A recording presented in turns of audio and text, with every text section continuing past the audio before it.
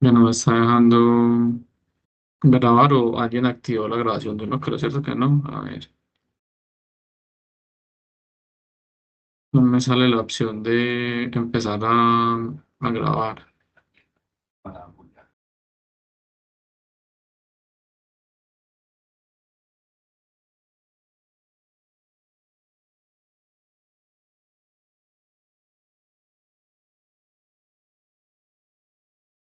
A ver, compartir en este momento para ver si me deja ver las opciones.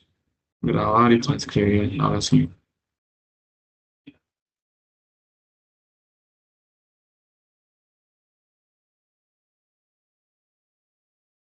Listo, ahora sí está empezando la grabación. Entonces, muy buenas tardes, muchachos. Como les comenté hace un momento, vamos a continuar con lo que quedó pendiente pues, de la clase pasada. Voy aquí a compartir, a lo mucho entonces va a ser aproximadamente una media hora, creo yo. Entonces, bueno, antes que nada, pues les pregunto si tienen alguna duda de lo que estábamos viendo en la clase pasada, sino para empezar pues aquí a trabajar pues, sobre lo que teníamos ese día.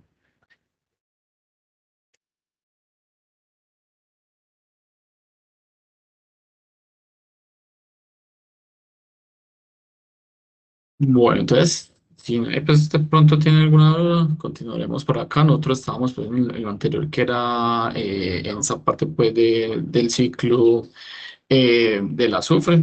Entonces, bueno, pues ahí digamos que sí, pues como toda la explicación como tal. Dentro de ello, pues el azufre en general, digamos que van a haber diversas partes donde se van a encontrar. En un principio, pues en esa, digamos que lo más normal que nosotros lo podemos ver es en las rocas y en los sedimentos, que de hecho pues es una de las cosas que, digamos, ustedes tuvieron que haber llevado en un principio para el laboratorio de la columna aminográfica, que es ese sedimento pues que fue hecho suplementado adicionalmente con una fuente pues orgánica de azufre. Y en estos sitios va a estar en forma, digamos, en este caso, como sulfato de calcio o yeso, o como ese mineral que les mencionaba yo a ustedes en la clase pasada, que es la pirita, que es en este caso una asociación entre el hierro y el azufre, que eso es lo que yo les decía que también, digamos, que es conocido como el oro de los bobos, pues, quedó mal escrito. Uy, bueno, digamos que estoy escribiendo bobo aquí, no me quedó bien ahí ahí quedé yo como el bobo. Pero bueno, otro sitio donde también se puede encontrar, digamos, en gran abundancia, pues es en los océanos directamente en forma de sulfatos. Y adicionalmente, pues va a haber una parte del azufre que va más influenciada por, digamos que la actividad humana, que se encuentra en forma como dióxido de azufre. ¿Por qué? Pues porque se va a través de esa combustión de esos compuestos, pues que son compuestos fósiles, pues, ¿cierto? Que generalmente nosotros todos los días lo estamos consumiendo, obviamente, por ejemplo, en el caso de la manera en cómo nos transportamos pues, en los vehículos. A no ser obviamente que sea bicicleta, pues cierto, ya es, y sería otro, digamos que otro cantar. Bueno, ahora, dentro de ello, pues, ustedes se acuerdan que yo les mencionaba que casi siempre todo lo que era en términos del ciclo del azufre eran conversiones del sulfuro de hidrógeno o el H2S a sulfatos. Ese sulfuro de hidrógeno, generalmente dependiendo del pH, va a estar en forma de un gas volátil. Y digamos que va a haber dos maneras de cómo se produce. En un principio, pues, no sé si ustedes y digamos que han llegado a ir algunos de ustedes a lo que es un termal, que casi siempre hay un olor como medio, como a podrido, pues, por decirlo así. ¿Lo desconocen o no han tenido la oportunidad de ir a algún termal, por ejemplo, los que quedan en, no sé, en Santa Rosa de Cabal, por decirlo así?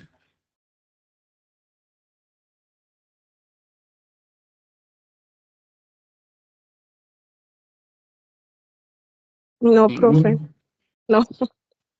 Bueno, de pronto algún día tienen la oportunidad de pegarse el paseíto, o sea, no es, digamos que tan lejos, por ahí, dale, 4 o 5 horas de aquí a Santa Rosa de Cabal. Y es una zona, digamos que un sitio donde digo, hay una especie de producción de esa agua que es calientísima, que viene por esa parte de la actividad volcánica, que va asociada muy a esa parte, porque también están cerca pues, al Nevado del Ruiz, que de hecho también hay unos termales más cerca todavía al Nevado del Ruiz, y ahí se produce en gran cantidad, digamos que este gas que es el sulfuro de hidrógeno. Y adicionalmente nosotros lo podemos encontrar pues por la transformación que los microorganismos también hacen de él, que en este caso es esa conversión de esos sulfatos, que directamente por quiénes son los que hacen esto, digamos que los reductores de sulfato, que es algo que habíamos hablado pues en la clase pasada, y que lo convierten en esa forma de H2S o sulfuro de hidrógeno. Y como les mencionaba ahorita, pues dependiendo del pH, va a estar, digamos que en varias maneras, pues en forma química, pues básicamente. A pH menor de 7 como H2S, y ese es un gas volátil. Cuando el pH está superior, va a estar en forma de HS- o S2-, que ya viene siendo un compuesto, son compuestos ya no volátiles como tal. Todos estos tres también son determinados como sulfuros, ¿cierto? O sea, todos tienen la misma, digamos que, denominación. Y que cuando se da esa combinación con hierros, que se forma, digamos, como una especie de mineral insoluble, que puede ser o en forma de pirita, como lo mencionaba ahorita, o en forma, por ejemplo, en este caso de pirrotita. ¿Qué pasa con ello? Que cuando se da esa reacción del azufre y el hierro, termina siendo una manera pues de como de control o de eliminación de alguna otra manera pues de este elemento pues en el ambiente, ¿cierto? Termina siendo como dice aquí en esta palabra, destoxificado en la naturaleza.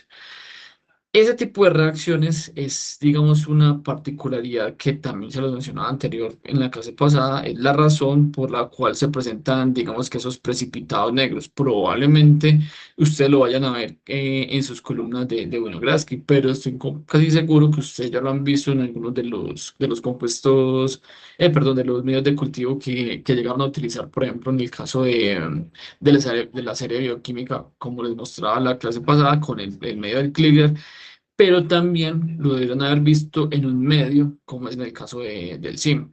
¿Se acuerdan de este medio también? ¿O no lo recuerdan? Que obviamente aquí está pues básicamente como los posibles resultados. Sí, profe. Listo, ustedes saben, digamos que en ese medio hay, digamos, tres pruebas que uno está determinando, que de hecho pues por la misma sigla de sulfuro, indol, motilidad. Digamos que por el lado del sulfuro, pues digamos que hay una reacción combinada, por decirlo así. Como está compuesto por varios elementos, pues varios, digamos, tipos de sales y etcétera, en el caso de esta, sulfato de hierro, y en el caso del tiosulfato, estos dos compuestos reaccionan en el caso pues, de que se esté desdoblando esto. Si ustedes no recuerdan, esta es una molécula que se desdobla en H2S y en sulfatos. Se desdobla en esos dos. Este H2S es el que viene a reaccionar con esta sal de hierro, con el sulfato de hierro. Cuando empiezan a hacer esa reacción, lo que se constituye digamos que se forma es el sulfuro ferroso. ¿Cierto? Entonces, esa es la razón por la cual ustedes ven este tipo de precipitado negro, y que probablemente entonces en la columna de Winograd que ustedes también lo estarán viendo, y digamos que van a dar razones del pronto de que también hay una buena cantidad de la formación de las choces, y adicionalmente que en su muestra o en su lodo tienen pues presencia también de hierro para poder generarse pues digamos que ese precipitado. Como ustedes se dan cuenta, entonces, y que yo también les he mencionado ya en clase, se dan cuenta que este tipo de medios de cultivo que ustedes usan para algo que termina siendo muy asociado a la parte del humano, o la parte clínica, termina siendo algo transversal dentro de lo que es digamos que la parte ambiental, porque esto viene algo asociado o extraído de algo como esto que es el ciclo del azufre, y ahí da uno, digamos que razones del por qué también para ustedes es importante de pronto ir reconociendo los fundamentos de algunos de estos medios de cultivo a través de una clase como esta que en teoría pareciera que fuera muy ambiental, pero no necesariamente todo completamente va a ser por un lado, sino que también van a haber cosas que se van a prestar para otro tipo de áreas que terminan siendo, por decirlo así, como tipo transversales dentro de lo que es microbiología. ¿Alguno de ustedes, muchachos?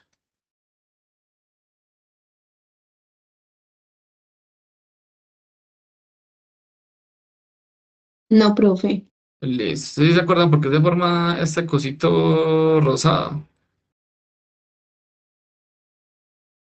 ¿O no acuerdan de ese?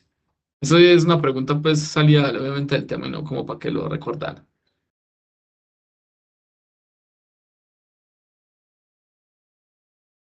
Ninguno. ¿No acuerdan de ese detalle?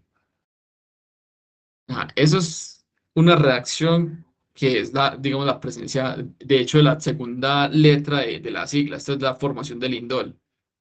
Y uno lo hace con digamos que lo revela con algo que ustedes le tienen que echar al medio de cultivo, que aquí en este caso se ve como transparente. Es el reactivo de Coax. ¿Sí se acuerdan de ese?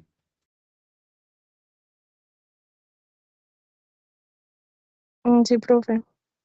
Claro, entonces cuando usted le echan ese reactivo, la reacción cuando está en la presencia pues, del indol, que eso tiene que ver con la ruta pues, del triptofano, esa formación esa formación pues como rosadita, ese anillo rosado que se ve pues, en el medio de cultivo, entonces ahí dice, digamos que lo tomarían como indol positivo, mientras que estos dos son indol negativo, pero por ejemplo en el caso de sí positivo para la formación de sulfuro. Ya la motilidad, pues que el otro que se mida ahí, pues obviamente dependerá de cada microorganismo y se verá pues en el medio de cultivo como a base pues de su crecimiento en él, porque recuerden que este de hecho es un agar semisólido. Entonces, bueno, ahí les dejo el datico pues como medio de recorderis pues en el asunto. Ahora vamos a entrar con una especie de medio repaso con algo pues de un poco más de donde se involucran más los microorganismos que es algo que llamamos los grupos funcionales. Y eso es asociado también a un laboratorio que ustedes estarán haciendo, pues si no tenemos más bloqueos pues, por las asambleas y eso, creo yo que por ahí en unos 15 días, 2, 3 semanas estaríamos montando el laboratorio pues, de interacciones microbianas, por lo menos con el primer grupo, ¿cierto? Entonces, bueno, ahí digamos que este tema va asociado a eso y que tiene pues también esa parte de interacción donde los microorganismos tienen pues acción allí. Generalmente pues esto es también medio a manera de repaso, ¿cierto? Nosotros a partir digamos que eso era, de hecho, de los casi que los principales conceptos que empezamos a hablar, es que a partir de un individuo que se empieza a reproducir, pues, ¿qué me va a formar? Pues, digamos que esto es básico. Se me va generando una población, ¿cierto? Población digamos que de estos microorganismos que vienen de este que está solito. Una bacteria o una especie, pues, como tal. ¿Qué pasa con las diferentes poblaciones que tienen, digamos, una actividad o están cumpliendo una función similar, ¿cierto? Eso es lo que terminaríamos como un grupo funcional. Y ahorita, pues, de hecho, pues miramos el concepto un poco más detallado. ¿Qué pasa con todas esas poblaciones que están ahí haciendo, digamos que su trabajo? También pueden ir interactuando entre ellas. ¿Y qué lleva a eso? A formar una comunidad. Esto termina siendo también repasos de esos conceptos que vimos creo que en la primera o segunda clase que han estado conmigo. ¿Qué pasa posteriormente con esas comunidades de microorganismos que también van a tener de alguna u otra manera una interacción con los macroorganismos, así como lo ven acá? Aquí tenemos, por decirlo así, como una comunidad de microorganismos y que van a interactuar con otros organismos, ya digamos que pongámoslo que son unos organismos superiores o los macroorganismos. ¿Qué hace, digamos, el compendio de estos dos? Me forma algo que nosotros reconocemos como la biosfera. Ahora, teniendo en cuenta esa biosfera, que es esa, digamos que lo comprenden todos esos organismos que están ahí interactuando, todos los organismos vivos, van a depender, o en general vamos a depender de la transformación de la materia orgánica, ¿cierto? esa materia orgánica, ¿quiénes, digamos, son los llamados a hacerla, pues ahí, unos microorganismos particulares que tienen unas capacidades? Esos microorganismos, de nuevo, son los que nosotros podemos determinar como grupos funcionales y tienen, digamos, como dos puntos de vista. Pueden ser determinados como esa parte de indicadores biológicos que me estarían hablando, pues, como de esa salud en el ambiente donde estén y adicionalmente, pues, cuál es su función, digamos, final de ellos. Es poner los nutrientes disponibles para que los otros organismos que están asociados a esa cadena alimenticia puedan seguir su proceso, pues, de crecimiento y de ciclaje, obviamente, pues, en este caso, pues, nutricional. Ahora, cuando vemos el concepto como tal de grupo funcional, se los voy a leer y aquí se los explico en esta representación que hay. Dice, está asociado a esas poblaciones que toman parte en la transformación de los nutrientes en el suelo. Ahí no hay, digamos, nada particular, ¿cierto? Son microorganismos que están haciendo una función, en este caso la transformación de los nutrientes en el suelo. La particularidad viene aquí, donde una misma población puede participar en diferentes etapas, pero también puede estar en diferentes ciclos. ¿A qué se refiere esto? Que hay microorganismos que tienen, digamos, una capacidad metabólica más desarrollada, por decirlo así, que otros. Es decir, pueden ser capaces de consumir esta fuente de carbono, pero esta otra también, y también pueden ser capaces de consumir esta fuente de nitrógeno y esta otra también, y así van, digamos, participando en toda esta parte del ciclaje. Y aquí vemos una representación de ello. Tenemos en un principio estas primeras tres poblaciones. Estas tres poblaciones de microorganismos son capaces de producir enzimas, ¿cierto? Enzimas como cuáles, en este caso las celulasas, que van digamos que a consumir las que son capaces de degradar, que son capaces de producir la celulasa. Pues directamente me están dando a entender que son capaces de degradar la celulosa. Si tienen esa capacidad de producir esta enzima, directamente entran al grupo funcional de los celulolíticos, por lo mismo, porque están degradando la celulosa, ¿cierto? ¿Y eso en qué afecta? Directamente está involucrado en el ciclo del carbono. ¿Vamos bien hasta ahí o repito algo de esa parte?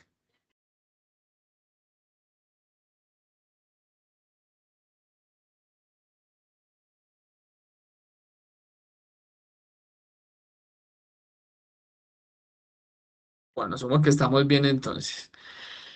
¿Qué pasa cuando miramos de nuevo ya no las primeras tres poblaciones, sino las últimas tres? Es decir, desde la 3 hasta la 5.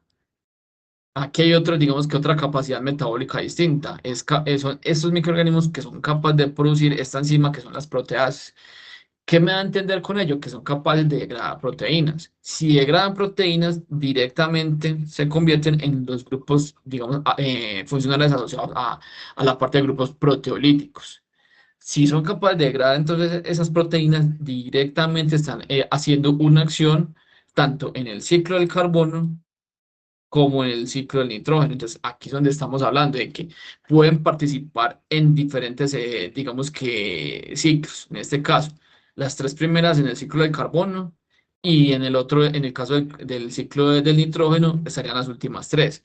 Pero hay una, digamos que una población particular, en este caso la población 3 puede estar en diferentes etapas y en diferentes ciclos. ¿A qué me refiero con diferentes etapas? Que como es capaz de producir celulasas, también digamos que degradan toda celulosa, participa en esta parte del ciclo del carbono. Pero al producir también proteasas, participa directamente en el ciclo del nitrógeno, pues, y por esta vía también obviamente con respecto a ese ciclo del carbono. Entonces, ahí digamos que se asocia todo esa imagen a estas, digamos, estas tres líneas de información que hay ahí. Entonces, son poblaciones que transforman los, digamos que en este caso los nutrientes que están en el suelo, donde una misma población, en este caso la población 3 puede participar en diferentes etapas y también en diferentes ciclos. Ahí queda claro. Todo eso depende de su metabolismo, obviamente, ¿cierto? ¿Alguna pregunta ahí, muchachos? No, profe. Listo, lo veo muy complicado para repetir alguna cosa.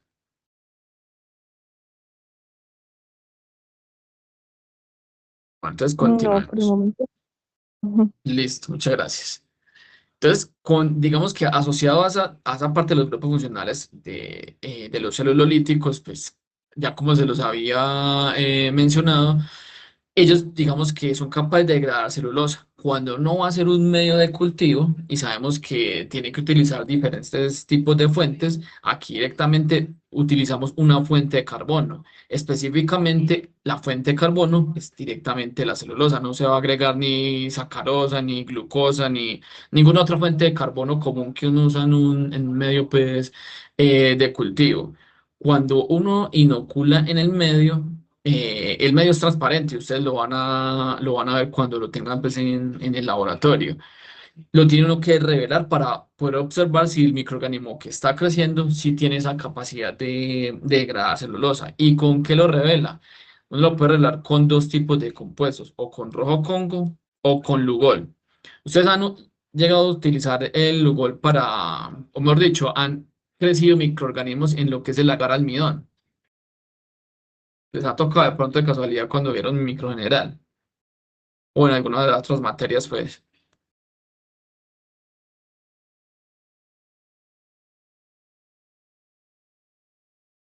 ninguno, les ha tocado, no se acuerdan.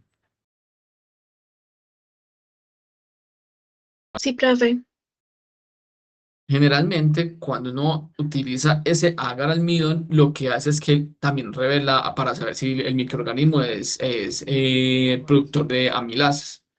¿Qué hace uno ahí? Utiliza, pues para eso, utiliza el Lugol. El Lugol reacciona con el almidón y el medio de cultivo se vuelve como con un color oscuro, o sea, casi como negro. En el caso de los celulolíticos, el medio donde hay celulosa, el medio se pone como con un café, así como lo estamos viendo, por ejemplo, en esta zona, que aquí le hago el circulito. Esta zona tiene un café y obviamente por el resto también.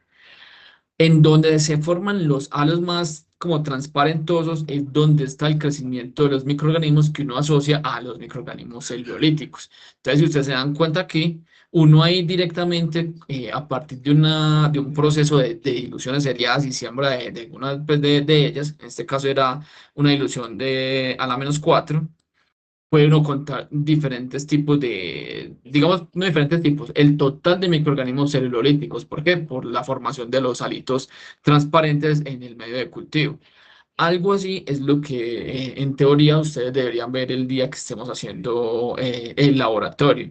Obviamente ahí yo no sé qué es, ¿cierto? Yo no puedo decir eso es una bacteria gram positiva, una bacteria gram negativa, es un bacillus, es un coco, bueno, cualquiera de las digamos que tipos de morfologías, pero por lo menos sí puedo saber que cómo está, digamos, en condiciones de microorganismos que están asociados a esta parte del ciclo de nutrientes a partir de la celulosa y directamente pues que viene en este caso pues de las plantas. Eso es un proceso que no solamente lo hacen las bacterias, también tienen capacidad algunos hongos de hacerlo, así como ven en este caso el medio de contraste ya con revelación de rojo Congo. Aquí fue sembrado un tricoderma y se ve más o menos el alito como transparentoso, por decirlo así, casi que equidistante del crecimiento del hongo. Esto me da indicación de que está haciendo, digamos, con esa capacidad de degradar celulosa. Entonces se dan cuenta que pueden ser, y como lo dice acá, hongos, pues en este caso actinobacterias, y bacterias también de otras especies, pues que son capaces de llevar a cabo pues este tipo de proceso. Ahora, dentro del ciclo del carbono, pues nosotros sabemos que como se los mencionaba yo a ustedes, el depósito más grande estaban en esa parte de los sedimentos y la tierra, pero hay una parte, digamos, importante que es ese carbono orgánico, que el principal, digamos, que aportante o donde se encuentra en mayor medida es en las plantas. Y en las plantas, pues directamente va a estar en esos residuos. Y esos residuos, pues van a estar, digamos, que constituidos por diversas, pongámosle, estructuras o moléculas. En este caso puede estar o por celulosa, por hemicelulosa, lignina y también proteínas. ¿Qué pasa con ello? Que aquí los microorganismos tienen una funcionalidad importante, pues pueden venir a utilizar estas fuentes como su fuente de energía y de carbono y por ende, obviamente estarían detrás de esa parte del ciclaje pues, de esos nutrientes. Ahora, vemos aquí el ciclo como tal pues, del carbono. aquí, ¿qué estamos viendo? Lo que en algún momento estuvimos viendo en la clase del principio con el ciclo de carbono. En un principio, pues digamos que hay algunos microorganismos que toman ese CO2, que con la ayuda, pues obviamente, de la luz, se da la fotosíntesis, que generalmente pues, lo pueden hacer microorganismos, o en este caso, pues, plantas. Se construyen algunos de estos compuestos tipo, pues, energéticos, tipo glucosas, bueno, no la glucosa, bueno, aquí como lo menciona, celulosa, almidón, pues también directamente proteínas. ¿Qué va a pasar con esos organismos que también, digamos que se van a morir? ¿Cierto? Entonces empiezan los procesos de descomposición, donde empiezan a haber actividades, por ejemplo, en este caso, hidrolíticas, donde se empiezan a descomponer estos elementos y se van convirtiendo digamos que en elementos menos difíciles de asimilar, por decirlo así, como en este caso, como azúcares, como aminoácidos, etcétera. Y allí ¿quiénes son los que tomarían, digamos, estos elementos? Pues ya los siguientes en la cadena alimenticia, ¿cierto? Que posteriormente, pues a través de su respiración, vuelven otra vez ese CO2 al ambiente. Entonces, aquí es donde se da, digamos, como esa parte de la incorporación, por ejemplo, de esos grupos funcionales asociados al carbón. ¿Por qué? Pues porque están haciendo la parte de la degradación, en este caso de la celulosa, en este caso el almidón y de las proteínas. Eso es, digamos que, en donde se da esa participación importante de estos microorganismos para que posteriormente el ciclo siga avanzando y de nuevo se devuelva ese CO2 al ambiente. Entonces aquí se da un poquito pues, más a profundidad de lo del ciclo de carbono que vimos en la clase, pues hace dos clases creo yo que la estábamos viendo. Ahora, dentro del ciclo de carbono hay tres grupos funcionales como les estaba mencionando anteriormente. Están el grupo de los celulolíticos, el grupo de los amilolíticos y el grupo de los proteolíticos.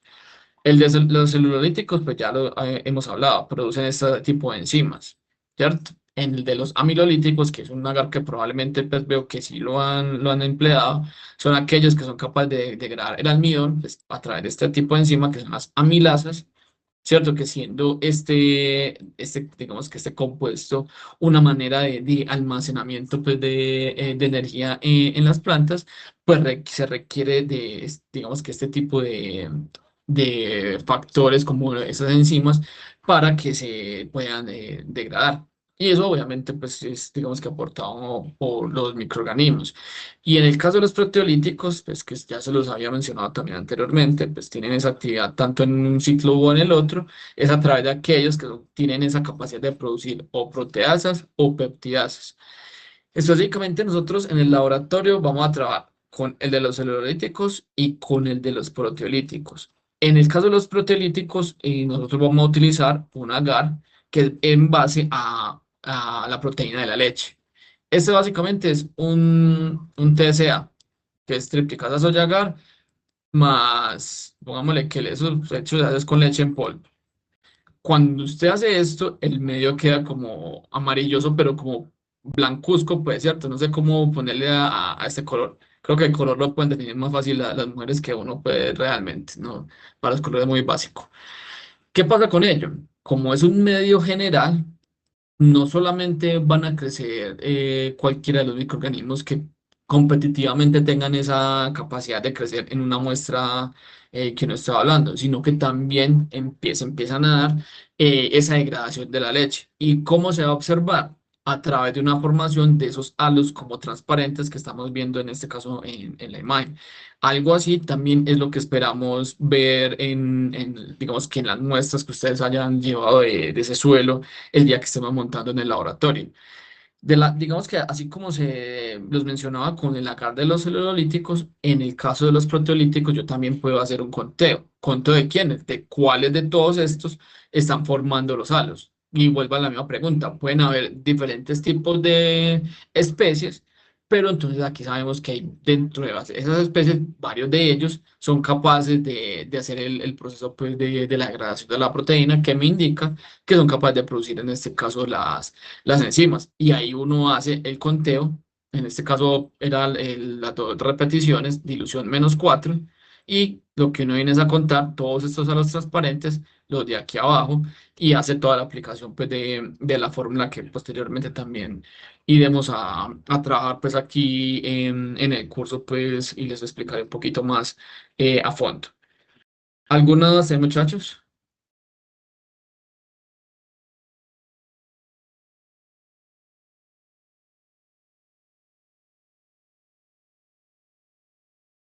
Bueno, somos que no, ya igual después veremos esto también.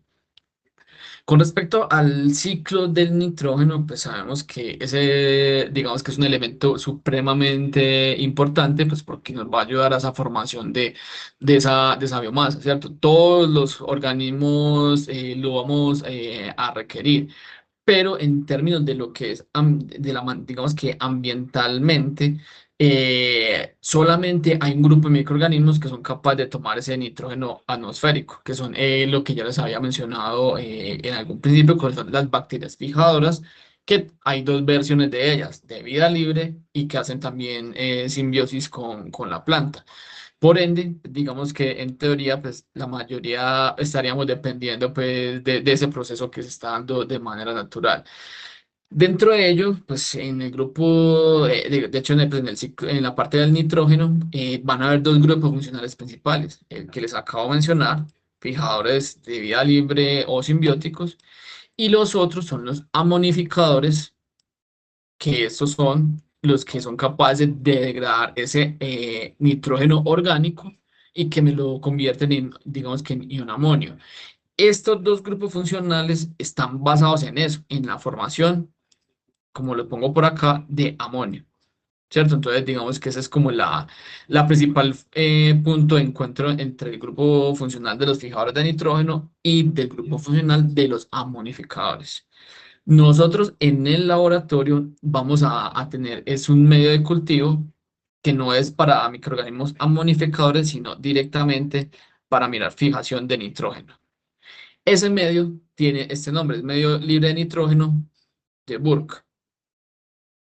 Aquí uno, en teoría, pues lo que hace es algo similar, diluciones, siembra y posteriormente va y cuenta algunas de las posibles colonias que crecen ahí. Hay una, digamos que una particularidad de los microorganismos que aparecen en este tipo de medio, es que crecen como medio transparentes. Por aquí le pongo un poquito el zoom. No sé si alcanzarán a ver algunos de esos punticos como blancuzcos.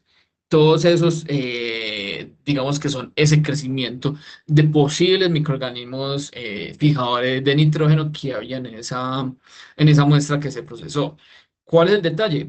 Muy parecido al anterior. Yo no sé cuáles, digamos, si esos son bacillus, si son, digamos que esos simbióticos tipo Rhizobius o del género específicamente Rhizobium, Rhizobium, o si son otros de vida libre como lo que es Azotobacter, Azospirillum, Bellerinquia. Hay varios tipos de grupos que lo hacen, pero por lo menos estoy dando cuenta de que hay, digamos, unas poblaciones ahí que son capaces de llevar a cabo el proceso pues, de fijación a través de un medio de cultivo pues, como este. Esto entonces, como saben, va a ser el medio de cultivo que ustedes van a emplear pues, ese día pues, en el laboratorio. Dentro de lo que es el ciclo pues, del nitrógeno, aquí es donde se da pues, como esa incorporación de algunos de estos dos grupos funcionales. ¿Cómo empieza o posiblemente cómo se puede dar el asunto? Pues hay unos microorganismos, ¿cierto? Que por, digamos que lo que producen o cuando se mueran van liberando cosas, en este caso pueden ser proteínas. ¿Qué pasa con las proteínas? Que aparecen microorganismos pues, que degradan ese tipo de proteínas a través de las enzimas que hablábamos ahora. ¿Eso que me va a liberar? Algunos aminoácidos, ¿cierto? Aquí en esos aminoácidos está ese nitrógeno orgánico, que aquí es donde se da la amonificación o también como se dice aquí, esa mineralización del nitrógeno. Que el fin último que es la elaboración o conversión hasta amonio. Y por otro lado, que son otro tipo de organismos que de pronto uno no tiene tanto en cuenta, que son los protozoos, hacen algo parecido. Ellos vienen y se empiezan a alimentar de bacterias, por decirlo así, o algunos de estos microorganismos involucrados. Y por lo mismo, por excreción o, pues, o a la final también por muerte, también hacen esa producción del amonio. Y por el otro lado está ese nitrógeno molecular, que está obviamente sabemos que está en mayor medida en la atmósfera.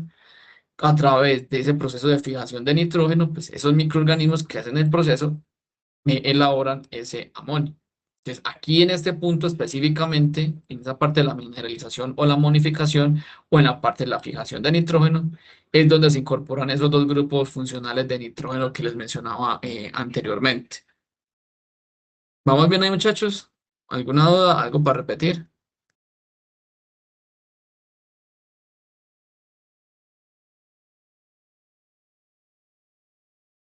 O que no, igual somos poquitos los que estamos ahí, apenas hay 9 personas.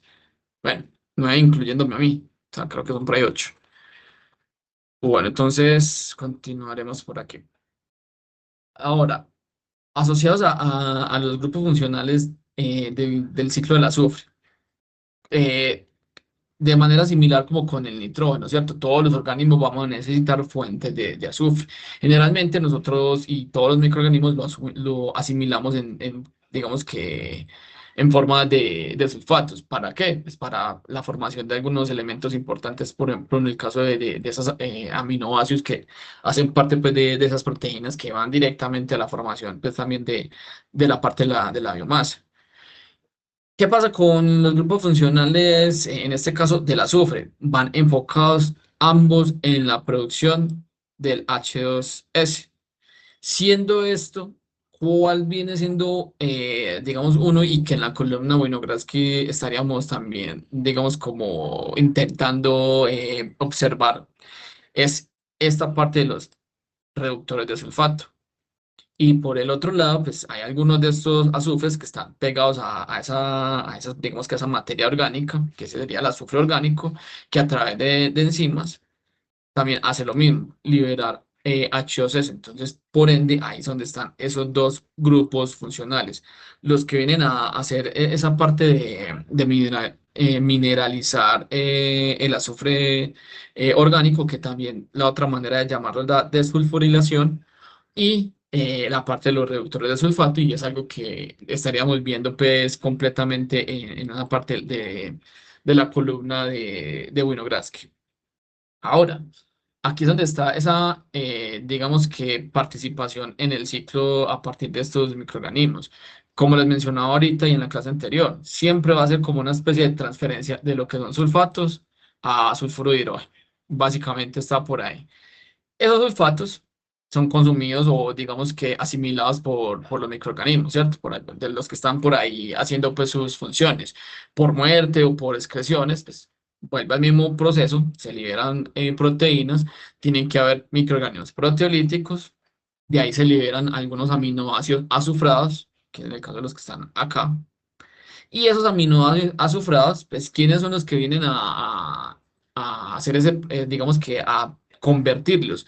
Los que estábamos hablando ahorita, los mineralizadores del azufre orgánico o que lo hacen a través también de lo que les mencionaba anteriormente, el proceso de sulfurilación y que me lo convierten en H2S o sulfuro de hidrógeno.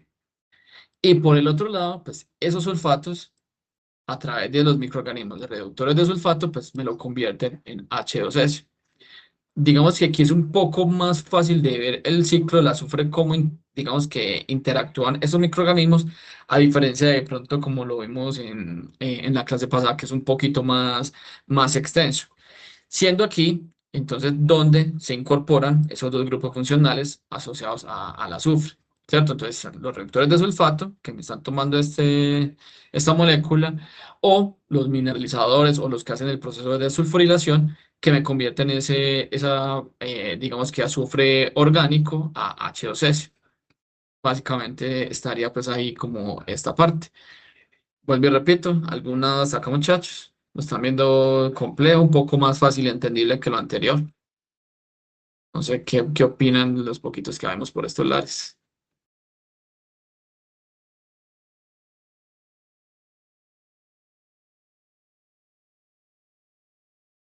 Porque tan penoso, muchachos. Profe, está bien por el momento. Listo, pues va, continuemos, pues que ya en poco terminamos para que ahorita entre el profe ahí. Bueno, dentro de lo que es los grupos funcionales asociados al ciclo del fósforo, básicamente son dos, que también, mira, de alguna otra manera se los mencionaba en las clases anteriores.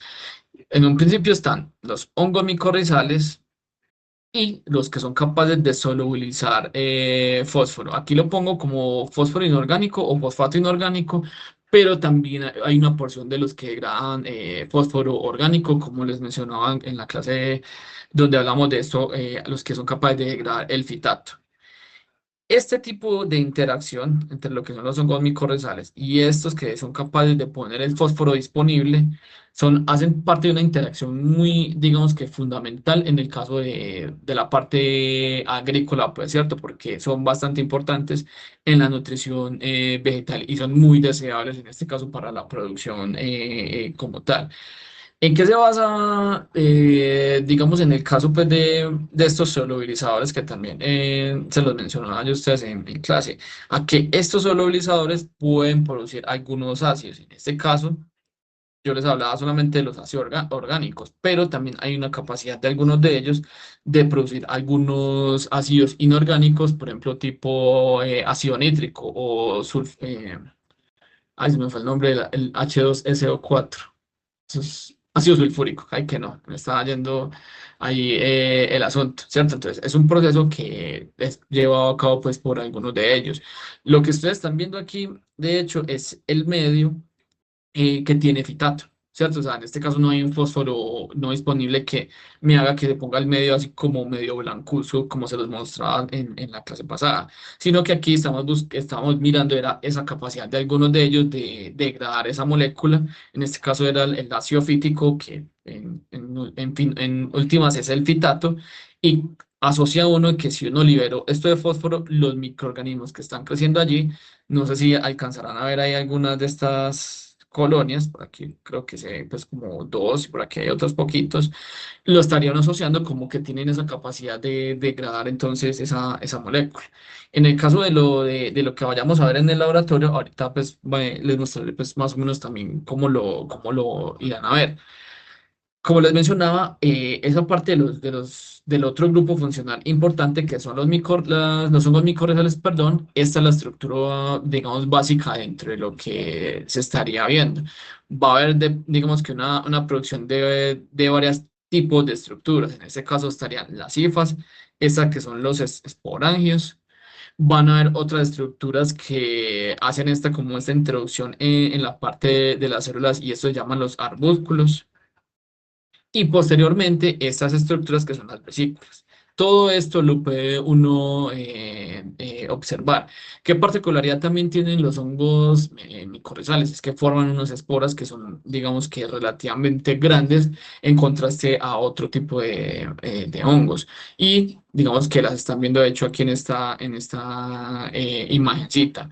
Nosotros en el laboratorio podemos hacer un proceso que es para mirar, se llama la tinción de micorrizas. ¿Qué hace uno ahí? Básicamente es una decoloración de las raíces y con un colorante que es hecho a partir de fucsina, hace un contraste. En este caso lo que se tiñen son las hifas. Ustedes ven aquí en esta imagen de la derecha, es en el estereoscopio y esto que están viendo así como transparente, como medio tubular, son las raíces decoloradas. Y aquí ven una hifa más o menos haciendo esa parte de la colonización de la raíz. Cuando lo miramos al microscopio, que es la imagen de la izquierda, aquí vemos algo similar, la hifa colonizando la raíz y adicionalmente la formación de la estructura que les acabo de mencionar. ¿Cuál era? Puesto que no me acuerdo. Tal vez la repito, la vesícula.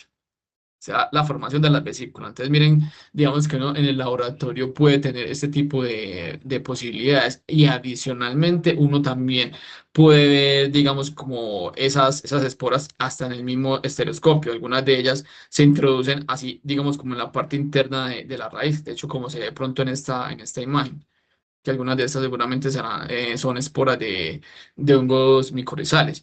En el estereoscopio uno las ve así como estas bolitas digamos que en este caso, en términos de la clasificación de los hongos micorrizales, Hay diversos tipos, digamos que muchos tipos de esas esporas, como las veían acá, pues, de diferentes colores, cafés oscuras, hay algunas que son como rugositas, bueno, etcétera. Hay varias, digamos que bastante diversidad y eso es un factor de clasificación pues, para este tipo de microorganismos.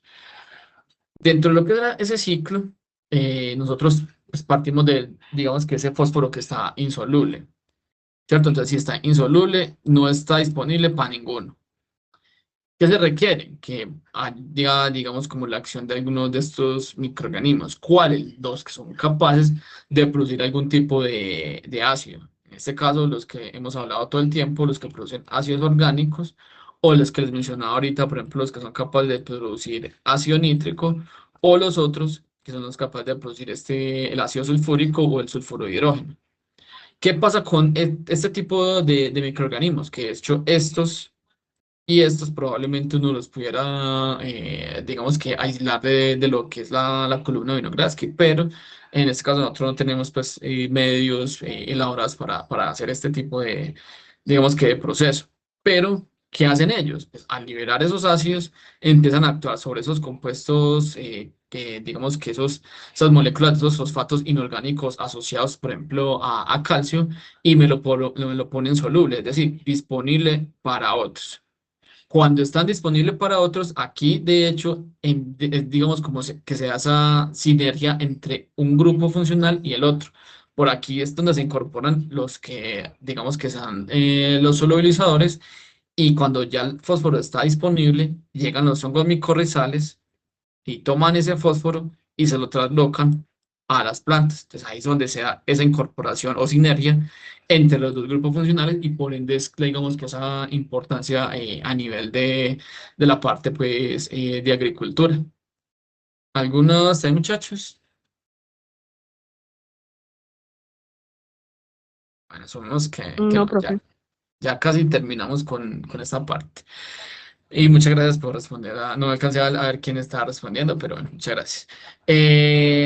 Como ustedes se dieron cuenta, pues todos los ciclos biogeoquímicos tienen un montón digamos, como de cambios y son un montón de reacciones de oxidación y reacción, ¿cierto? Se puede estar en varios estados. Y se dan cuenta, pues, que un solo microorganismo puede tener, digamos, que participación en el uno o en el otro. Y es debido a eso que les mencionaba a ustedes ahorita esa capacidad metabólica que vayan a tener, ¿cierto? Entonces puede que una sola especie puede ser celulolítico, proteolítico, fijador de nitrógeno y solubilizador de fósforo. Ese tipo de cosas obviamente se le da esa capacidad metabólica, ¿cierto? Y en términos de los ciclos como tal, esta es la estructura básica de interacción de todos los ciclos bioquímicos asociados a esto de los grupos funcionales. Si ustedes ven ahí, dicen, uy, joder madre, ¿qué es eso tan impactante? Y me hacen el favor y se aprenden esto para el parcial que esta gráfica cae. Listo. Para los que están viendo el video después.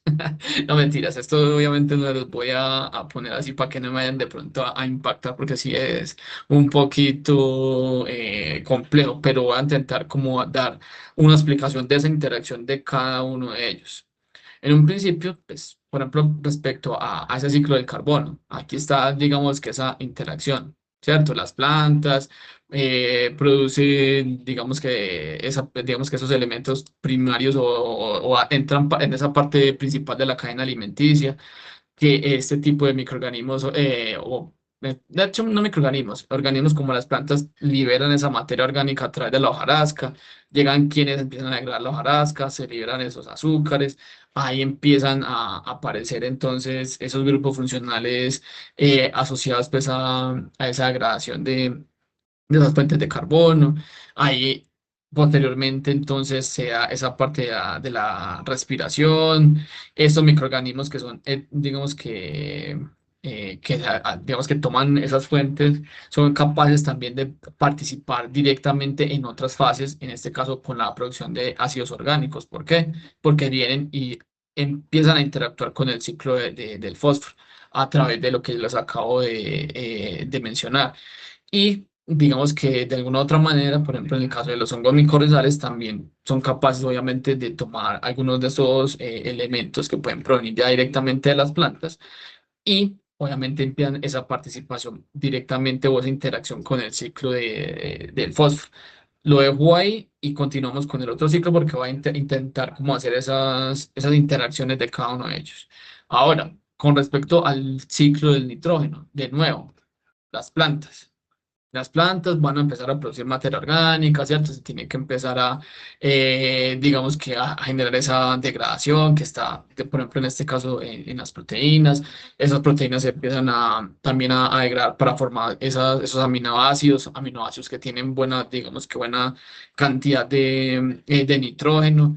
Eso que sea por la amonificación que me produce el ion amonio, que esto es de lo que yo les decía a ustedes en la primera clase asociada a esta, que aparece a veces como NH4 o el ion amoníaco, ¿cierto?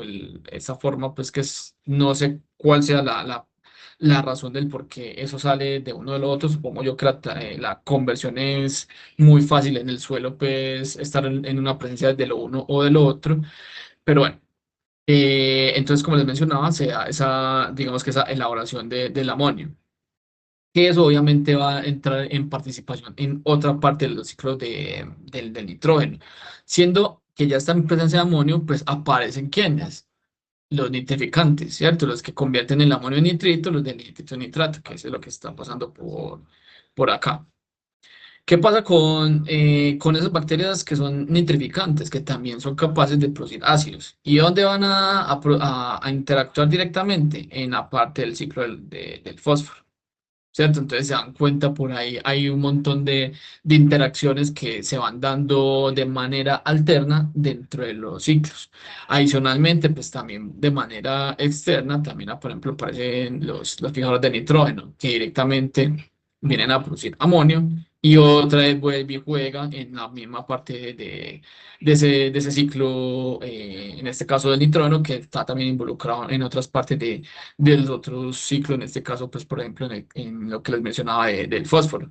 Ahora, con respecto al fósforo, ¿cierto? Entonces, que varios de ellos son capaces de producir ácidos, que está el ácido orgánico, que el ácido nítrico, que el H2SO4, que de hecho no lo tengo resaltado, pero por aquí está, van directamente a actuar en esos fósforos insolubles. Y cuando ya está soluble, pues vienen ya los hongos micorrizales y hacen esa parte digamos que ayudarle a la planta a su nutrición. Entonces, si se dan cuenta, pues ahí, digamos que de alguna u otra manera todo se está dando de manera a la par.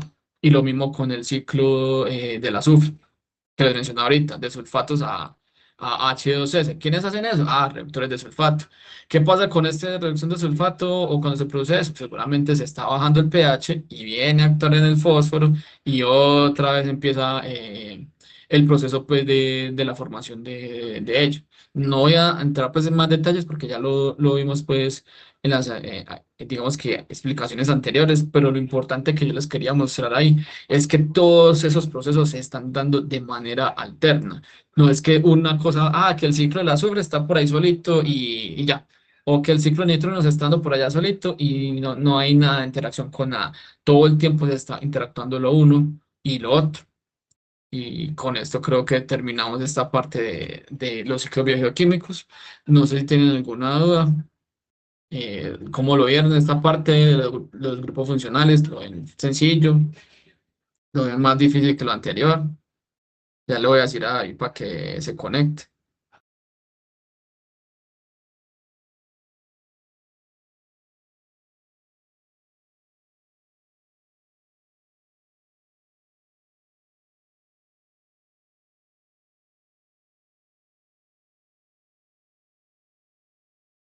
¿Qué opinan, muchachos? ¿Cómo lo ven pues mientras ahí se conecta?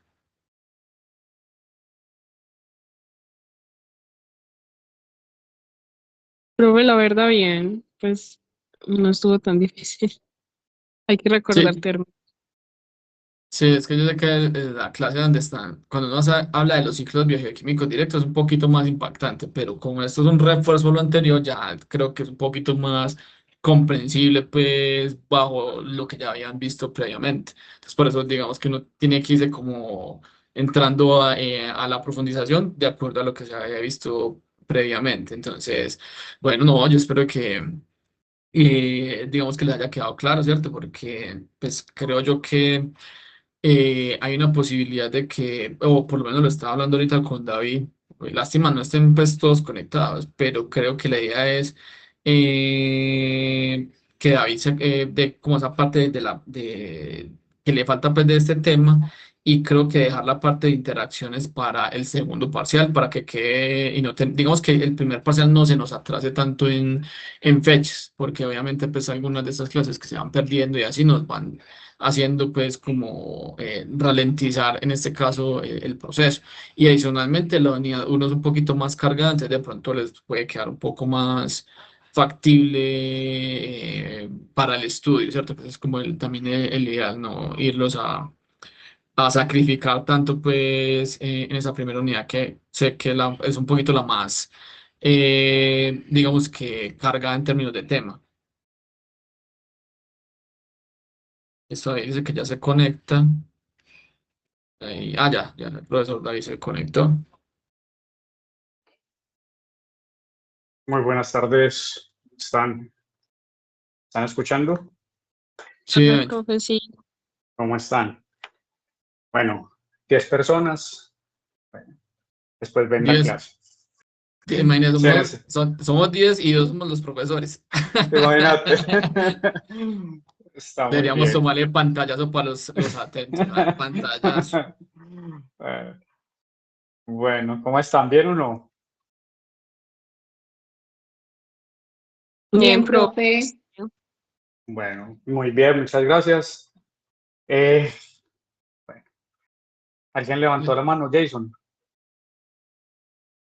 Listo, ya les tomé pantallazo a los que están Ah, acá, indiferentemente lo que sea, por el lado mío, si hay alguna cosa necesitan ayuda, por ahí los tendré en cuenta porque digamos que eso es una participación voluntaria porque hay asamblea, o sea, no están obligados, pero tienen la voluntad. Entonces, por ahí los dejo. Y David le estaba diciendo a ellos que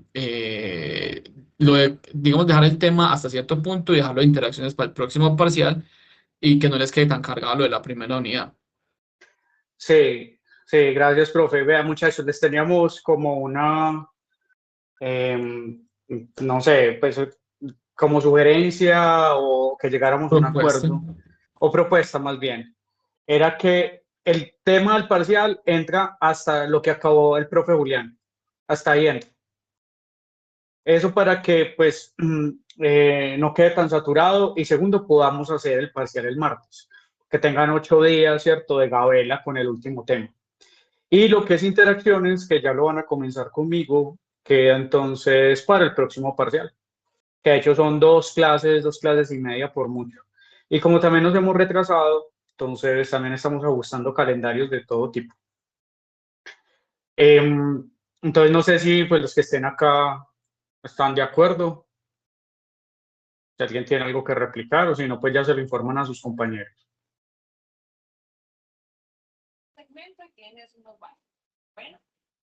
¿Todo bien? Bueno, Uno asume que sí es cierto, o sea, sí, yo me, asumo que sí. Entonces el tema del parcial va hasta lo que acabo de terminar el profe Julián.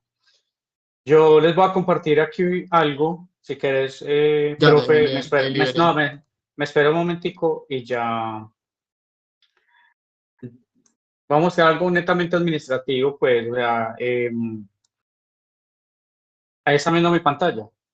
Sí, Bueno, entonces, vamos a hablar de las prácticas. Ya tenemos el calendario listo, yo solamente estoy esperando aprobación de los profes que lo van a revisar y me lo envían. Estamos entonces acá. Ayer tuvimos que cancelar pues por temas de asamblea y pues lo de la encuesta que siempre hacemos. El día de mañana hay revisión del grupo 1. Recuerden que no tienen que ir todos. Lo que les recomendamos es ir a tomar bien las anotaciones. Van a estar con el profe Esteban. Esto es de hecho tengo que cambiar acá el horario de 6 a 7 de la noche. Tomen fotografías y en las fotos, por favor, colóquele una escala de medida al lado. Esto que usted sepa que lo que está al lado de la caja de PET que mide 1 centímetro, le coloco una reglita, porque yo hoy en la noche, a más tardar mañana, subo lo que es entonces la forma de medir las áreas con IMAX-J, que es Es un protocolo que hizo el profe Julián y un video también explicándoles cómo se miden las áreas. Entonces, con fotografías lo pueden hacer. Pero entonces, una unidad de medida al ladito de la foto. Ya el grupo 2, como se los coloqué en el mensaje, sería para el martes 30. Y ahí ya cambió todo lo de aquí para abajo. Pero no nos cambia la fecha de finalización del laboratorio, que sería martes 9 de noviembre, o sea, 2 y 9 de diciembre, perdón, que acabaríamos con el grupo, con la presentación de la columna de Winograph, que obviamente les mandaremos la rúbrica con tiempo, pues, pertinente para que la hagan la actividad. Entonces, primero eso, ¿alguna pregunta? Profe, pero entonces la teoría sí se corre también, pues, La teoría estamos correos una clase, entonces lo que ya voy a hablar de eso, pero con el laboratorio, ¿tienen alguna pregunta? no señor. Listo, entonces ya estoy esperando que los profes la revisen y la monto. Entonces en el post donde están todos los cronogramas y calendarios va a quedar actualizada para que sepan. Y lo mismo va a pasar con teoría. Ya voy para allá. Bueno, aquí está. Bueno, nosotros solamente perdimos una clase, que fue la del 9 de septiembre. Decidimos entonces seguir, pero con las grabaciones para que las puedan ver sus compañeros después. Y la propuesta es, vea, hoy estamos entonces a 23, aquí puede ser como el punto de corte. Hoy empezaríamos a hablar de interacciones, pero eso se nos va a ir otra clasecita y media. Tendríamos que ajustar, pero el martes sigue entonces la propuesta del parcial. Hasta el tema del día de hoy que dictó el profesor Julián. El tema de interacciones, eso yo lo voy a colocar en un post, viene para el segundo. O sea, lo que yo voy a empezar a dictar dentro de un momentico. Pero seguimos con el parcial el martes. ¿Está bien? Y yo en un momentico también les pongo las diapositivas. Apenas salga de aquí se las subo ahí al Classroom. Perfecto. Perfecto. Bueno, no hay preguntas. De todas formas, pues los compañeros que van después a ver la clase, si tienen alguna pregunta, que por favor nos escriban. Ahí les estamos como mostrando todo. Y ya entonces este cronograma también entonces lo voy a subir para que quede actualizado y lo puedan seguir viendo. Bueno, muchachos, eso eran como las cosas administrativas, entonces yo ya empezaría entonces con la clase. Listo, Profe, entonces ya me despido. estamos hablando. Ya estamos hablando pues y chao muchachos, nos vemos el martes pues si no hay nada extraordinario. Si tienen alguna información, que por favor también nos avisen, que a veces no Sí, nos por enteramos favor. con tiempo y que tengan un poquito de paciencia, que nosotros pues tenemos más cursos y otros trabajos, entonces intentamos estar como muy actualizando mucho los posts, las noticias, pero a veces nos retrasamos un Se poquitico, pasa. que nos tengan paciencia. Listo, nos vemos pues. Muchas Bueno, gracias por listo. aquí me salvé. Con respecto a ellos mismos, pero también con respecto a otros organismos que no sean microorganismos, ejemplo como nosotros, las plantas u otros animales. Las interacciones, muchachos, es la forma en cómo se relacionan específicamente las poblaciones microbianas y también las comunidades con otros organismos macro y micro, pero también con factores abióticos. De los factores abióticos no voy a hablar mucho, después un poquito, yo creo que en la próxima clase tocaré algo. Y esto es clave para seguir estudiando toda la parte entonces de métodos de estudio, ¿cierto? O sea, cómo ya estudiamos las interacciones. Hay métodos dependientes de cultivo, independientes de cultivo, hablamos de ómicas, y con todos esos datos podemos modelarlos para estudiar interacciones. Eso es lo que sigue la próxima unidad, ¿cierto? Para que vean como el orden lógico a nivel conceptual. Bueno, la forma entonces de relacionarse, y aquí los muestro, todos los microorganismos, aquí faltan obviamente algunos representantes de los grupos microbianos que uno estudia, por ejemplo también los virus, siempre tienen unas relaciones entre ellos mismos y también entre nosotros. Esas interacciones tienen unas consecuencias, lo que podemos llamar hoy en día entonces que esa consecuencia puede ser netamente con el que esté interactuando, como por ejemplo nosotros, en casos de salud o enfermedad, pero también entre ellos puede tener consecuencias. Esas interacciones ahorita las vamos a ver que se dividen en varios grupos y esas consecuencias se llaman positivas o negativas, o sea, interacciones positivas, interacciones negativas. Y tiene que ver más que todo es con la afectación del fitness hacia alguno de los componentes de la interacción o miembros de la interacción. Vamos entonces a minimizar un poquito porque es bastante complejo el tema. Hablar de interacciones bipartitas, a eso es lo que me voy entonces a referir durante estas dos clases. Bipartitas quiere decir de a dos poblaciones, no más. Porque si fuera de a 3, 4, ¿cierto? 100, 1000, como pasa en la naturaleza y en otros lugares por fuera del laboratorio, la cosa se complica bastante. Y eso lo entraremos a hablar un poquito después. Todo lo que ven entonces acá abajo son diferentes efectos que pueden tener las interacciones en nuestro cuerpo, tanto enfermedades como protección contra la enfermedad. Todo está marcado, esto con algunos microorganismos que causan cosas negativas, están en rojito, los positivos están un poquito en azul. O las dos, positiva o negativa, tienen otro color. Muchachos, aquí el mensaje es, hay interacciones de los microorganismos con ellos mismos y con nosotros, ¿cierto? Como para minimizarlo ahí, puede ser con cualquier otro organismo en este planeta. Y tiene consecuencias. Consecuencias tanto para los que están interactuando, o sea, los mismos microorganismos, como para también puede ser el hospedero en este caso, que es el ser humano, el que también está interactuando con ellos. Tanto entonces, patogénesis, o sea, que producen o no producen enfermedad, o que también permite entonces que tenga el ser humano una protección contra diferentes tipos de patologías, inclusive las no infecciosas. Las interacciones, como les dije, se dividen de hecho en varios grupitos. El grupo principal es definir las interacciones entre si hablamos dentro de la misma especie o de especies distintas. Entonces, intraespecíficas o intraespecies quiere decir dentro de la especie. Estamos hablando de interacciones dentro de una misma especie. Concepto complicado porque ya vimos algo de especiación, entonces tendríamos que definir, ¿cierto? ¿A qué llamamos especie para estudiar esas interacciones? Eso es lo primero. Entonces, que es un concepto operativo, está muy bien, o nos vamos a cualquier otro concepto que haya de ese montón que hay, que les explicaba las clases anteriores. Entonces, dentro de la especie, interespecíficas, estamos hablando con diferentes especies. Y cada uno de ellos tiene divisiones. Tiene tanto interacciones positivas como interacciones negativas. Lo mismo las interespecíficas, tienen interacciones positivas, negativas, y hay otras que se denominan neutrales. O sea que como que no sabemos qué pasa. Vamos entonces a mirar en el siguiente cuadro esa división que hay.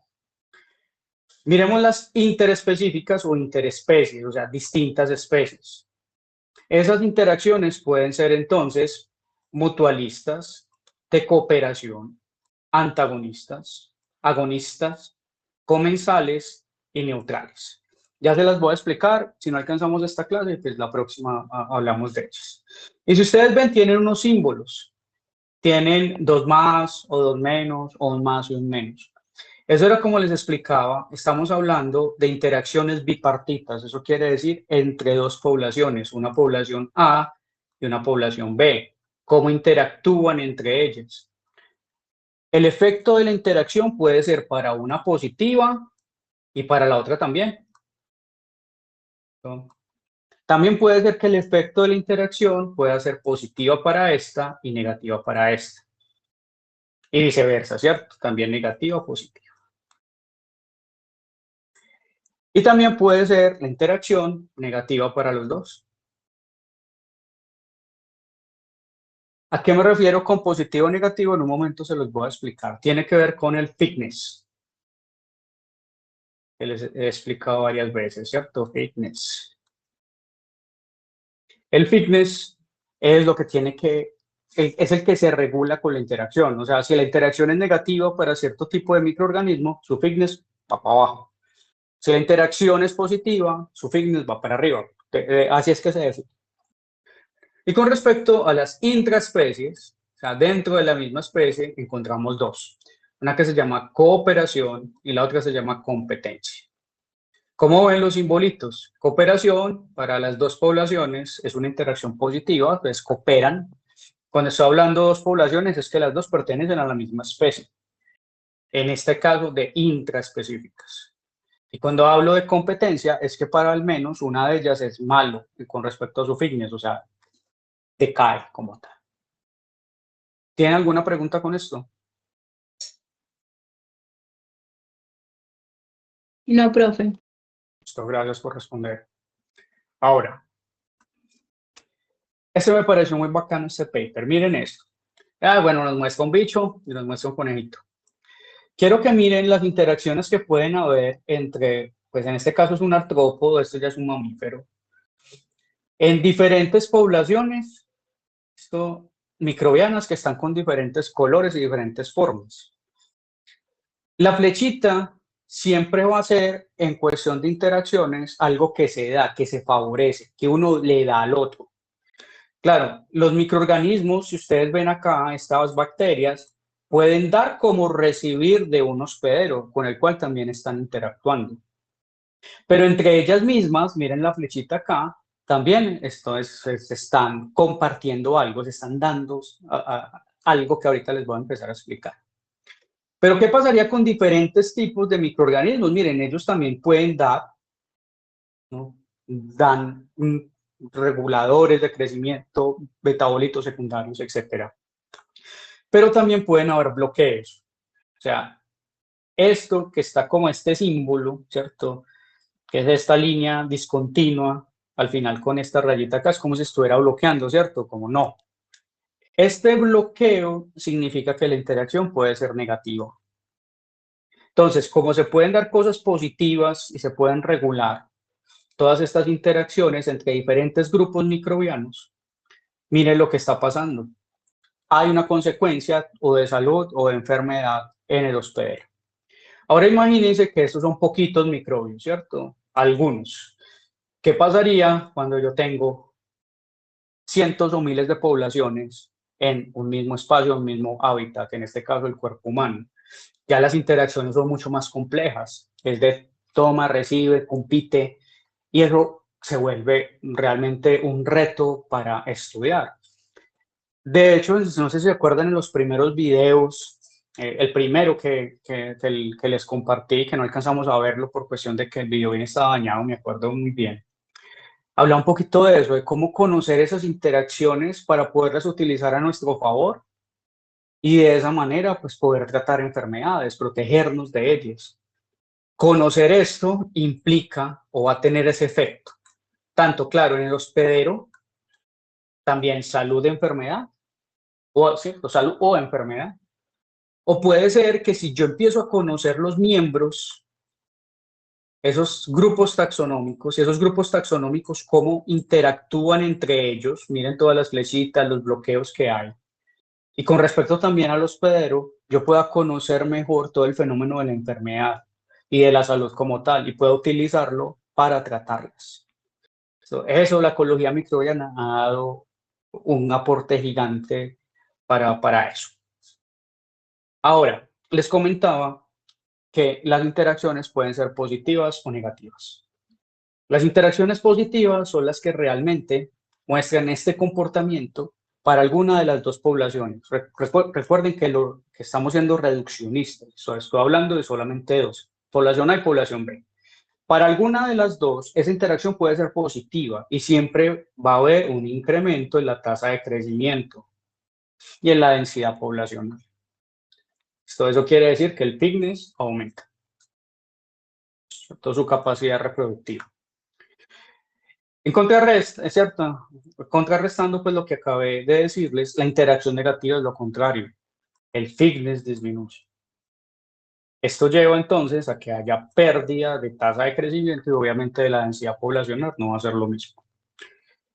Casi que en todas las poblaciones, como las interacciones son tan complejas, pueden haber un efecto combinado de las dos, como en esta cinética que muestran casi todos los textos de crecimiento.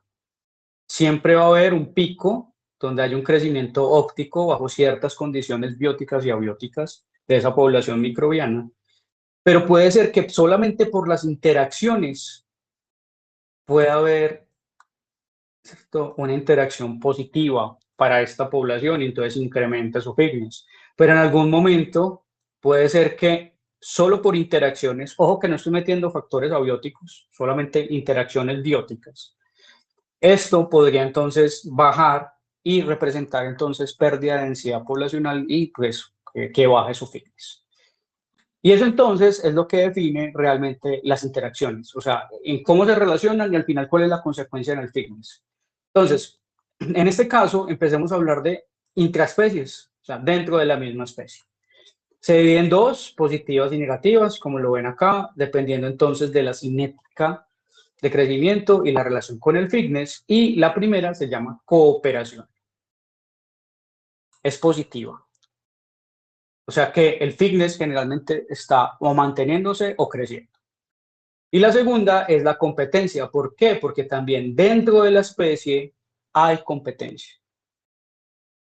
Miremos acá, ese es otro paper también súper bacano que encontré, cómo están las dos en cuestión de hablando intraespecies, o sea, dentro de la especie, tanto la cooperación como la competencia. Cooperación generalmente, a ver, existen varios conceptos acá, ya les voy a hablar de algunos, pero es como pensar que hay un bien público dentro de la misma especie, pero entre ellas, si ustedes ven las flechitas, se lo van compartiendo. Hay algo que comparten entre ellas que hace que ese fitness se mantenga, ¿listo? O crezca. Bueno, con otras especies pues también puede haberlas. Esas las vamos a ver cuando miremos interacciones interespecíficas. Por ahora les estoy hablando solamente de intra, o sea, dentro de la misma especie. Y dentro de la misma especie también se pueden compartir por recursos y por espacios. Como siempre les he dicho, depende del concepto de especie que yo tome. Ahí podría definir entonces la interacción. Entonces, por eso es tan delicado empezar a definirlo siempre en ecología. Con eso entonces es que alguna de ellas, su fitness va entonces a caer, porque están compitiendo por espacio y por nutriente. Hablemos entonces un poquito más de la cooperación. ¿Cómo ocurre la cooperación? Hay varios ejemplos, les voy a hablar solamente de biofilms o biopelículas, es como el que más se coloca en los libros y en los textos, y el otro se llama quorum sensing. Entonces, primero, ¿cómo ocurre la cooperación? Es una interacción positiva, intraespecies, y se da casi siempre por intermediarios metabólicos, muchachos. Entonces, las células empiezan a liberar unas moléculas, y esas moléculas permiten entonces comunicación con las otras células, y empezar a tener un efecto para producir otro tipo de metabolitos, especialmente polisacáridos o enzimas, que permiten entonces que se comunican o que se pueden proteger. Eso hace entonces que cuando ellas se unen, hayan menos pérdidas en cuestión de fitness, o sea, se protejan. Y lo otro es que tengan alimento, listo, que pueda haber mayor reabsorción de moléculas carbonadas, nitrogenadas, etcétera, para que ellas puedan entonces alimentarse de ahí. Eso se ha estudiado mucho en lo que tiene que ver con bacterias, más que todo, hongos, obviamente también protozoos, pero más que todo en bacterias. Esto permite entonces, claro que sí, pues obtener nutrientes de cierta manera y generar un ambiente en donde ellas se puedan, digamos, defender. En este caso, donde puedan sobrevivir y puedan reproducirse. Si se protegen, van a poder hacer eso, por lo tanto el fitness pues no se va a ver alterado. Dentro de los principales ejemplos que hay están las biopelículas. Es simplemente células que entonces están habitando un cierto tipo de hábitat y que ellas generalmente se colocan en una superficie, la que sea. De hecho, si ustedes ven en una placa de Petri, pues que se está formando una colonia, la colonia también podría ser una biopelícula. Entonces están aglomerando, ellas pueden producir unas sustancias oligopolisacáridos generalmente, y ellas entonces empiezan a protegerse, a alimentarse de este polisacárido, a seguirse reproduciendo. Esta es la idea del biofilm, se siguen desarrollando. Miremos en la siguiente imagen, esto un poquito más del proceso. Entonces, miremos entonces que están las células, aquí está la superficie, ellas se adhieren a esa superficie generalmente, se empiezan a agregar, se empieza entonces la formación del polisacárido, lo empiezan a producir. eso empieza a madurar de cierta manera y llega un punto en donde se dispersan. Y vuelve el juego. Entonces es una matriz que los protege y les permite sobrevivir, les permite reproducirse. Acá pueden estar pasando varias cosas, muchachos, en un biofilm. Déjenme por acá. Discúlpenme. Que no encuentro la lupita.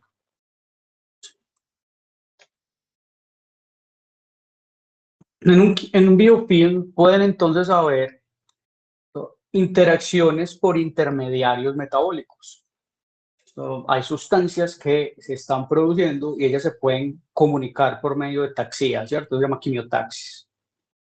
También puede haber intercambio génico intraespecie.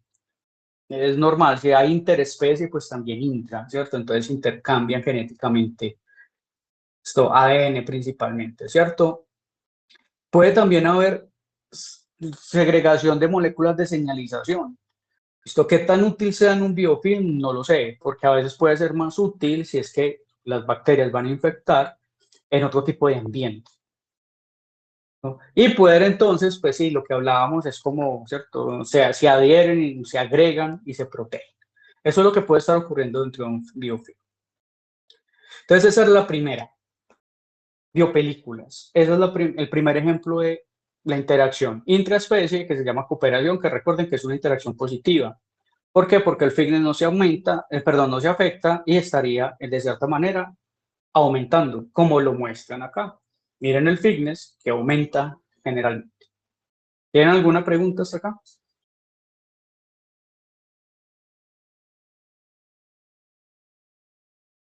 No, profe. Esto, gracias, Natalia.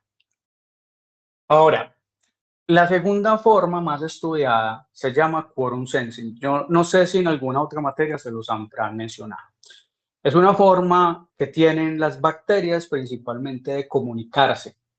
Ellas liberan unos intermediarios metabólicos, en este caso para las gram negativas, el que más se ha estudiado es la acetylmoserilactona, pero también por sus siglas AHL, las cuales entonces, al liberarse, permiten entonces, ¿cierto?, que salen dentro de la célula, que empiezan a dispersar otras bacterias, la localizan especialmente, o la reconocen más bien, dentro de la misma especie, para que se puedan movilizar, llegar hacia alguna parte, una forma de taxia.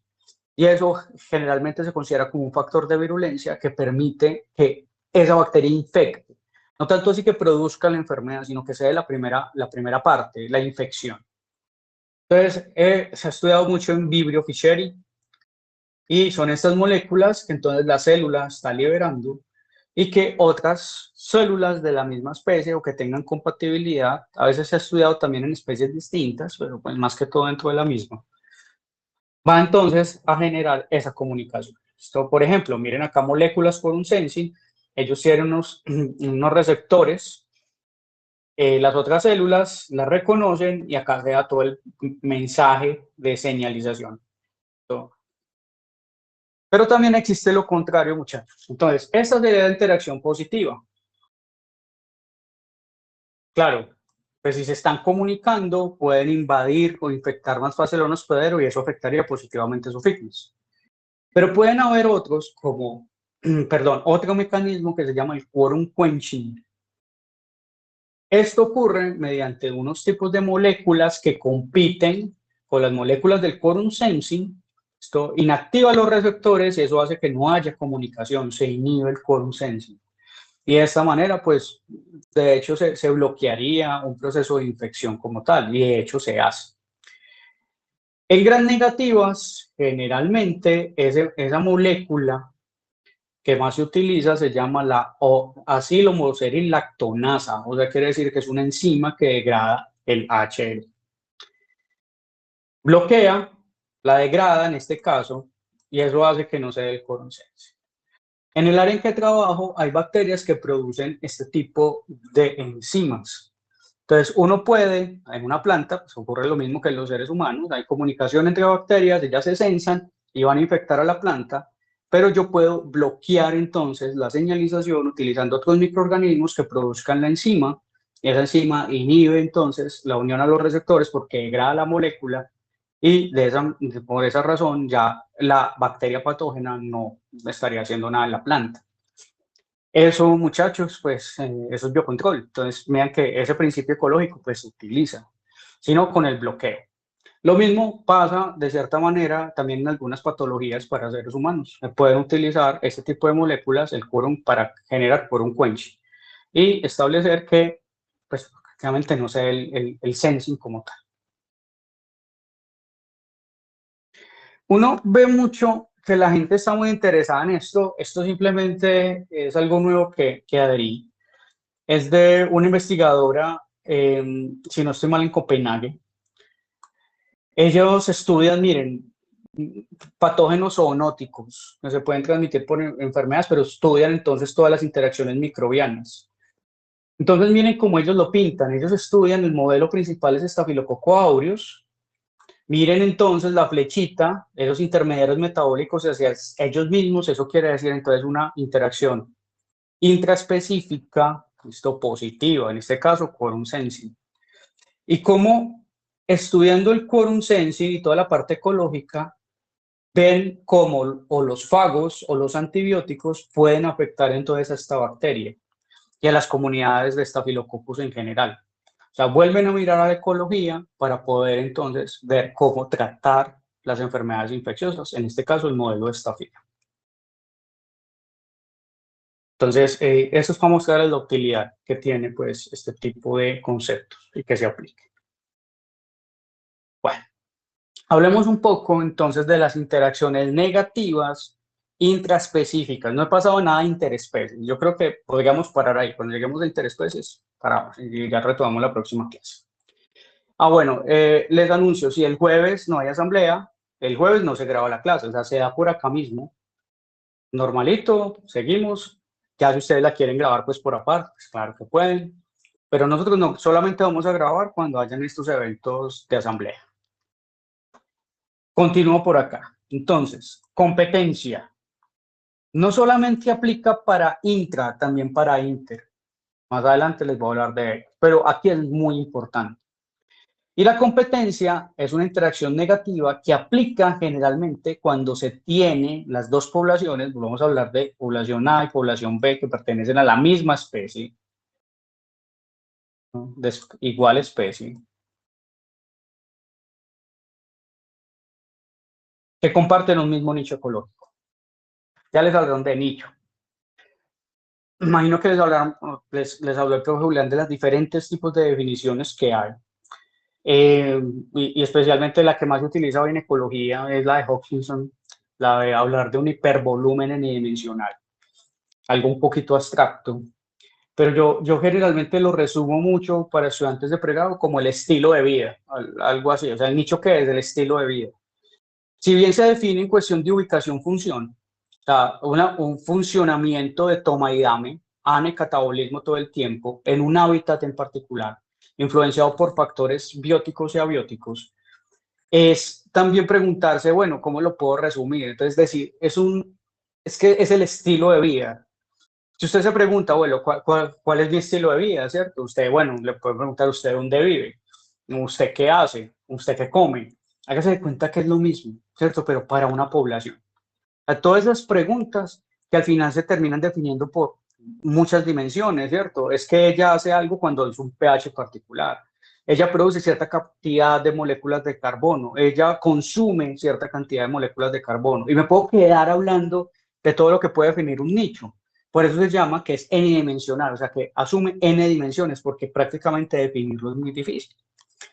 Entonces, cuando se da la competencia es que ellos prácticamente pueden tener el mismo estilo de vida, consumen los mismos nutrientes y viven en el mismo hábitat. Entonces, ¿qué es lo que va a pasar? Ellos entonces pueden competir por espacio y nutrientes. Consumen lo mismo. ¿De qué va a depender? Primero, de cuál sea mejor consumiendo nutrientes y reproduciéndose.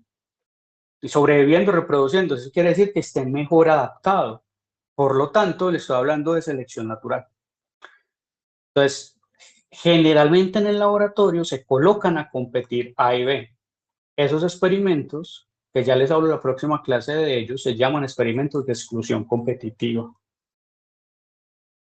Exclusión, qué pena y la letra, competitiva.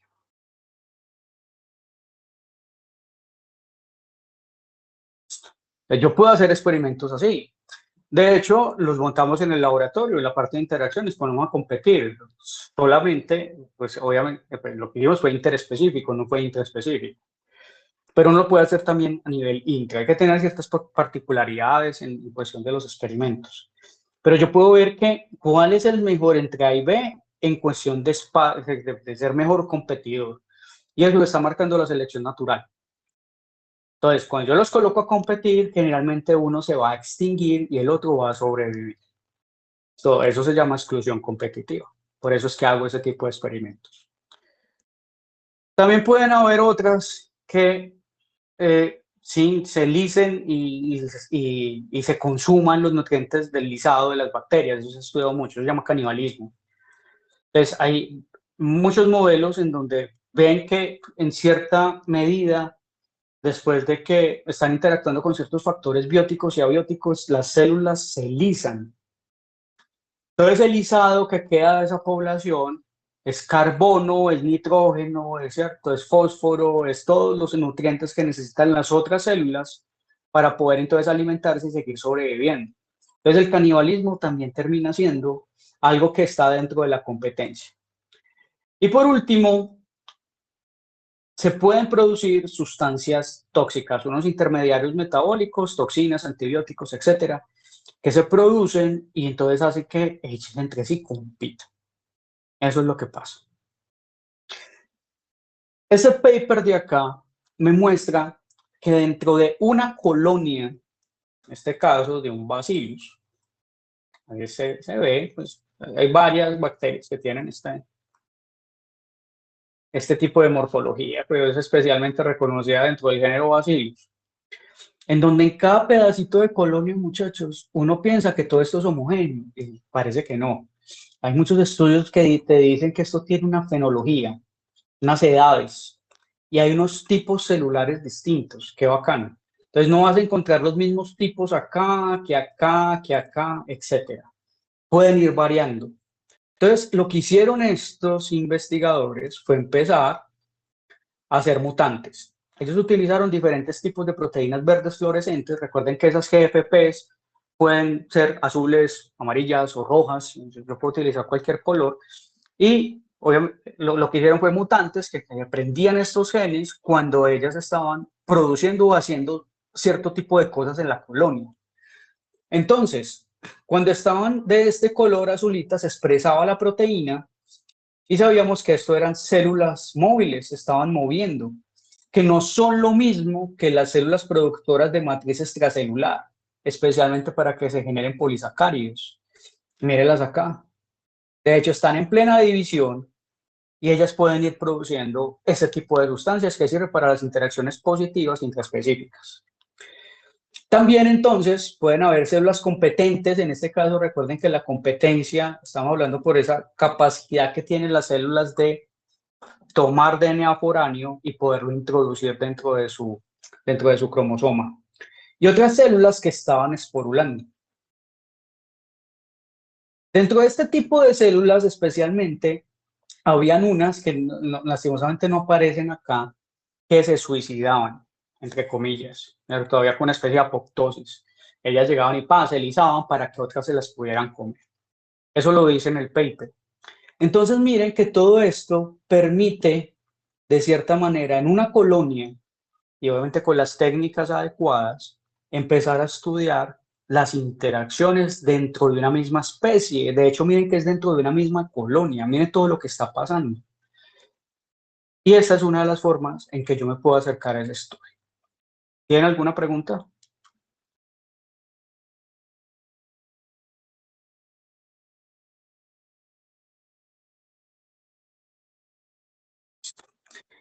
Y yo creo, gracias Stephanie,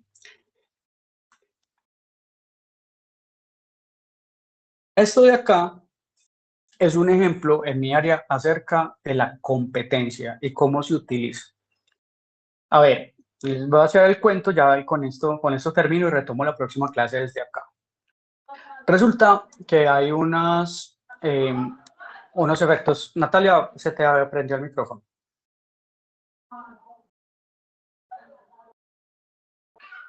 Natalia no me escucha allá. Muchachos, entonces resulta que en las plantas, ustedes han escuchado que cuando baja mucho la temperatura en ciertos cultivos hay unos daños por heladas. Entonces se presentan las heladas, que son, pues, o se asocian a fenómenos climáticos donde baja mucho la temperatura y se genera todo ese hielo en los tejidos y por lo tanto el efecto es daños. Se queman las plantas y eso tiene una afectación en la productividad agrícola y en la sanidad vegetal. Resulta que desde los 80 se descubrió que esto realmente no está asociado tanto a la temperatura. O sea, la temperatura tiene que ver. Entonces empezaron a preguntar, venga, ¿a qué temperatura realmente el agua se congela, genera cristales de hielo? O sea, el agua se nuclea y genera cristales y el agua intracelular, esto que en esos cristales daña la célula. Pues las temperaturas, ustedes saben que tenían que bajar mucho. Esto, en ciertas condiciones ambientales, recuerden temperatura, presión atmosférica y humedad, pues tal vez hablo de 0 grados centígrados, o dependerá. Muchas veces en el ambiente no se llega a este tipo de temperatura, es un poquito más alta, ¿cierto? 5, 7 grados y de todas formas existían daños por esas heladas. Entonces descubrieron que eran unas bacterias que estaban en la filosfera de las plantas. La filosfera es la parte pues de arriba. O sea, cojo el tallo, las raíces hacia abajo se llama rizosfera, la parte de arriba se llama todo filosfera.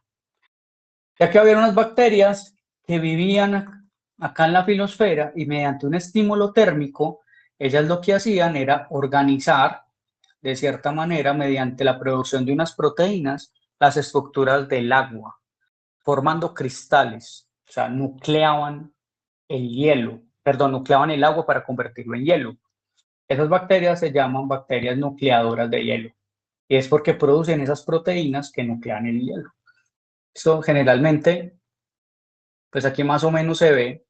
Esto, lo que pasa es que no alcanzo a ver la lupita y me disculpan. No.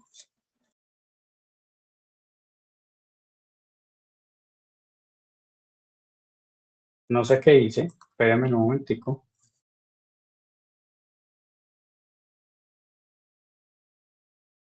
Mejor así. Entonces, eso es lo que hacían, era producen las proteínas, la proteína ingresa a la célula y el agua que está dentro del tejido se nuclea y genera esto. Miremos este videito cortico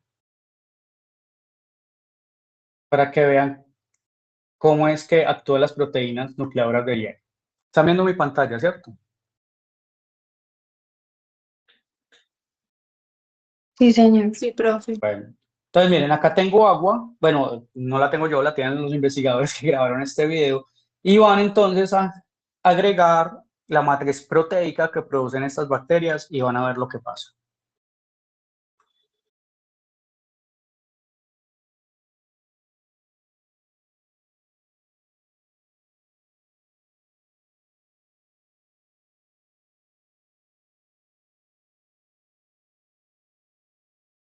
¿Listo? ¿Sí vieron? Es la forma entonces como pues, unas proteínas bacterianas hacen hielo. Esto es muy útil a nivel biotecnológico, sí, muchachos, porque se han estudiado en algo que se llama bioprecipitación, o sea, podemos formar cristales de hielo en las nubes y hacer llover. Y lo otro es en empresas que hacen hielo, pues pueden utilizar estas proteínas para hacer hielo mucho más rápido, y de hecho se hace, para que sepan. Lo que pasa es que aquí les estoy hablando de salud vegetal. Esas bacterias son patógenas, ¿cierto? Generan una afectación por un estímulo térmico no tan grave como de llegar a temperaturas inferiores a los 0 grados centígrados, de hecho, antecitos de llegar. Bueno, entonces, como la ecología y el estudio de las interacciones y el principio de exclusión competitiva me ayuda a controlar enfermedades. Ya en la próxima clase retomo desde acá y les explico cómo estos principios pueden ayudar al control de ellos. Y hasta acá llegamos por el día de hoy. No sé si tengan algún comentario, alguna pregunta.